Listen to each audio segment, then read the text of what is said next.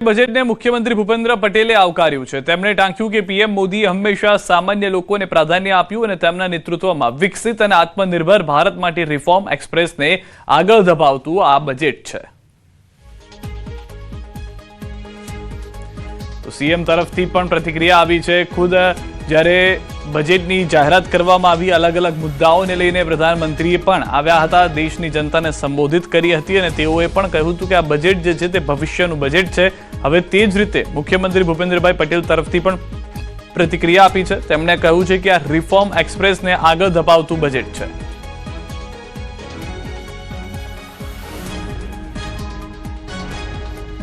વડાપ્રધાન શ્રી નરેન્દ્રભાઈ મોદીએ હંમેશા સામાન્ય લોકોને પ્રાધાન્ય આપ્યું છે।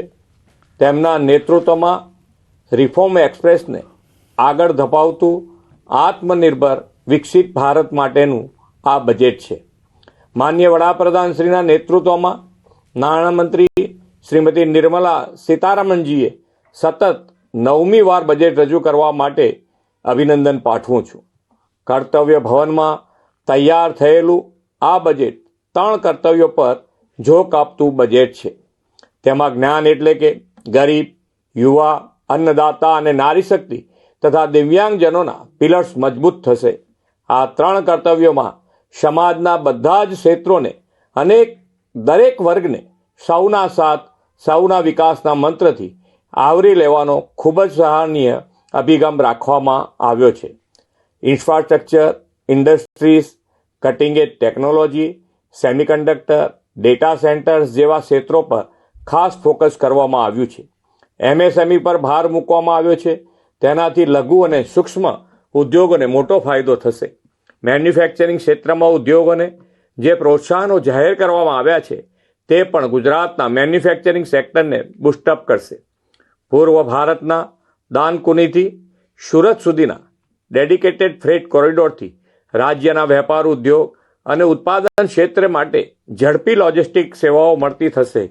ટેક્સટાઇલ સેક્ટરને વધુ ઉત્તેજન આપવા જાહેર કરવામાં આવેલી 6 જેટલી યોજનાઓનો લાભ ગુજરાતના ટેક્સટાઇલ સેક્ટરને મળશે। 3 કેમિકલ પાર્ક્સની જાહેરાત તથા બાયોફાર્મા ઇન્ડસ્ટ્રીઝ માટે 10,000 કરોડની જે જાહેરાત થઈ છે તેનો પણ લાભ ગુજરાતના આ ક્ષેત્રના ઉદ્યોગને મળશે। ગુજરાત દેશમાં મ્યુનિસિપલ બોન્ડ ઇસ્યુમાં અગ્રેસર રહ્યું છે। આ બજેટમાં મ્યુનિસિપલ બોન્ડ માટે જે પ્રોત્સાહન જાહેર થયા છે તેનો લાભ ગુજરાતની મ્યુનિસિપાલિટીઝને પણ મળશે। 5 લાખથી વધુ વસ્તીવાળા ટિયર 2, ટિયર 3 શહેરોને સિટી ઇકોનોમિક રિજિયન બનાવવાની જાહેરાતથી રાજ્યના નાના શહેરોનો સુગ્રથિત વિકાસ વેગવંતો બનશે। જામનગરમાં ગ્લોબલ ટ્રેડિશનલ મેડિસિન સેન્ટરને અપગ્રેડ કરવાની જાહેરાતથી પરંપરાગત ઔષધિઓના સંશોધનનો વ્યાપ વિશ્વભરમાં થશે। લોથલ અને ધોળાવીરાનો દેશની 15 પુરાતત્વ વિરાસત ક્લસ્ટર ટુરિઝમ ડેવલપમેન્ટમાં સમાવેશ થયો છે। તેનાથી પ્રવાસન દ્વારા ગુજરાતમાં વિરાસત બી, વિકાસ બીનો અભિગમ સાકાર થશે। દેશમાં 20 આઇકોનિક પ્રવાસન સ્થળો માટે 10,000 ટુરિસ્ટ ગાઈડ તૈયાર કરવાની યોજનાથી ગુજરાતના આઇકોનિક ટુરિસ્ટ પ્લેસમાં સ્થાનિક રોજગારીઓને તકો વધશે। કૃષિ, પશુપાલન, મત્સ્ય ઉદ્યોગ, સ્વસહાય જૂથો, ગ્રામીણ અર્થતંત્ર સૌના વિકાસને પ્રાધાન્ય અપાયું છે। વડાપ્રધાનશ્રીએ હંમેશા કરદાતાઓનું સન્માન કર્યું છે અને તેમને દેશના વિકાસના ચાલક બળ ગણાવ્યા છે।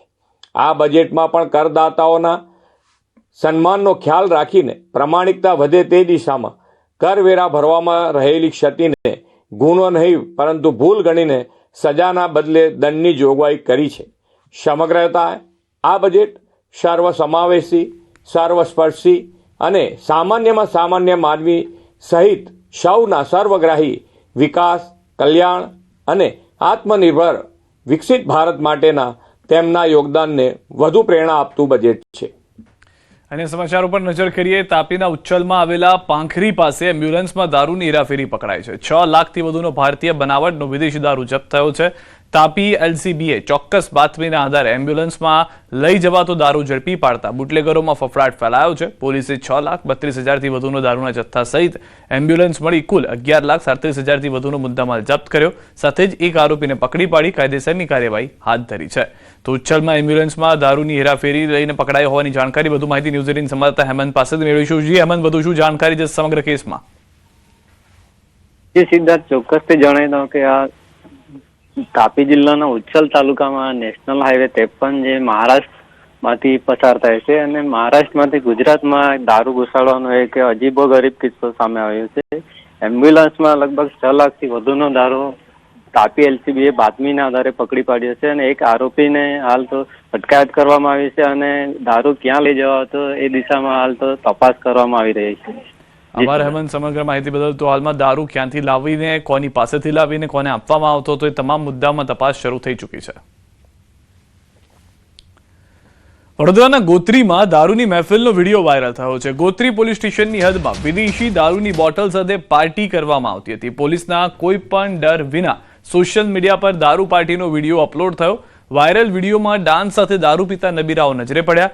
વાયરલ વિડીયોની ન્યૂઝ 18 ગુજરાતી પુષ્ટિ નથી કરતું. તો દ્રશ્યોમાં પણ આપ જોઈ રહ્યા છો, ડાન્સ સાથે દારૂ પીતો આ વિડીયો જે છે તે વાયરલ થયો છે. કેટલાક લોકોનું કહેવું છે કે સોશિયલ મીડિયામાં ખુલ્લેઆમ આ વિડીયો મૂકવામાં આવ્યો હતો અને ગોત્રીમાં દારૂની મહેફિલ જે ચાલી રહી હતી એ દરમિયાન જે લોકોને આપ જોઈ રહ્યા છો તે પાર્ટી કરી રહ્યા હતા. સુરતમાં કાર ચાલક અને પોલીસ કર્મી વચ્ચે ઝપાઝપી મામલે ઉધના પોલીસે આરોપી કાર ચાલક સુનિલ મિસ્ત્રીની ધરપકડ કરી છે. નો પાર્કિંગમાંથી કાર ટોઈંગ કરવા મુદ્દે પોલીસ સાથે કરી હતી ઝપાઝપી. સોશિયલ મીડિયા પર ઝપાઝપીનો વિડીયો વાયરલ થતા પોલીસ એક્શનમાં આવી. સિલિકોન શોપિંગ પાસે કાર છોડાવવા ચાલકે ફરજમાં રૂકાવટ કર્યાનો આરોપ છે. ટ્રાફિક પોલીસની ફરિયાદના આધારે ઉધના પોલીસની કાર્યવાહી. આરોપ છે કે નો પાર્કિંગમાં ગાડી પાર્ક કરવામાં આવી હતી. ટ્રાફિક પોલીસ 4 વ્હીલને ટોઈંગ કરતા કાર ચાલકે ટ્રાફિક પોલીસ સાથે અભદ્ર વર્તન કર્યું. કાર ચાલક દ્વારા ટ્રાફિક પોલીસ કર્મી સાથે ઝપાઝપીની ઘટના કેમેરામાં કેદ થઈ. ટ્રાફિક પોલીસ કર્મી દ્વારા ઉધના પોલીસ સ્ટેશનમાં કાર ચાલક વિરુદ્ધ ફરિયાદ કરવામાં આવી હતી.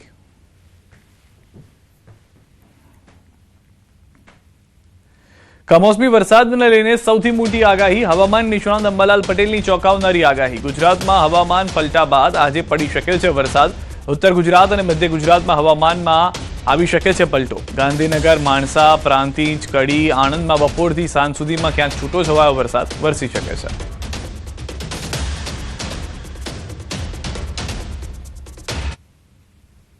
લગભગ આજ બપોરથી સાંજ સુધીમાં ઉત્તર ગુજરાત અને મધ્ય ગુજરાતના કેટલા ભાગોનું હવામાન પલટાવાની શક્યતા રહે છે. જેમાં ઉત્તર ગુજરાતના ભાગો ગાંધીનગર, માણસા, પ્રાંતિજ તેમજ કડી અને હિંમત, ઈડરના કોઈ ભાગ, સાબરકાંઠાના કેટલાક ભાગો તેમજ લગભગ આણંદના ભાગો, મધ્ય ગુજરાતના અન્ય ભાગો આજ બપોરથી સાંજ સુધીમાં કેટલાક ભાગમાં છાંટા પડવાની શક્યતા રહે છે. હિમાચલ પ્રદેશમાં હિમવર્ષાનો કહેર યથાવત છે. ચોતરફ જોવા મળ્યા છે બરફના ગંજ. સતત થઈ રહેલી હિમવર્ષાને કારણે રસ્તાઓ પર જામ્યા છે બરફના ઢગલા. મનાલી અને સોલાન વેલીમાં વહેલી સવારથી અવિરત થઈ રહેલ હિમવર્ષાને કારણે પ્રવાસીઓમાં ખુશીનો માહોલ છે.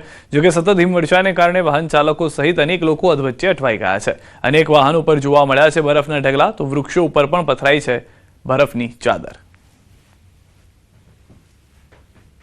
અમે અત્યારે હિમાચલ પ્રદેશના મનાલીમાં છીએ અને સ્નોફોલ અત્યારે ફરી શરૂ થયો છે. જ્યાં નજર કરીએ ત્યાં હિમવર્ષા જોવા મળી રહી છે. જે સહેલાણીઓ છે તે દૂર દૂરથી આવી રહ્યા છે. અદ્ભુત માહોલ જોઈ રહ્યા છે. આપ જે પ્રમાણે દ્રશ્યોમાં જોઈ શકો છો કે તમામ જે વૃક્ષો છે તે વૃક્ષો પર પણ બરફ અત્યારે જોવા મળી રહ્યો છે. જે બરફના જે પહાડો અત્યારે જોવા મળી રહ્યા છે અને મોટી સંખ્યામાં હોટલ ઉપર સહેલાણીઓ પણ જોવા મળી રહ્યા છે. હોટલ ઉપર બરફ જોવા મળી રહ્યો છે અને મોટી સંખ્યામાં જે બરફ વર્ષાની જે મજા માણવા જે આવ્યા છે સહેલાણીઓ તે મજા પણ લઈ રહ્યા છે. આપને દ્રશ્યો પણ બતાવીશ કે આ હોટલનો જે ઉપરનો ભાગ છે ત્યાં પણ બરફ જ બરફ જોવા મળી રહ્યો છે.